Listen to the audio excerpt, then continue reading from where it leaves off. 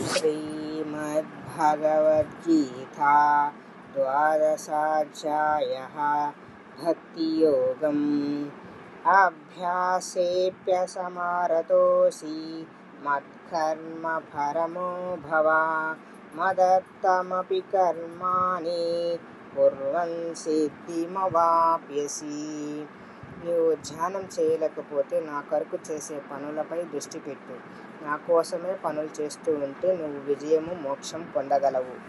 Thank you for watching.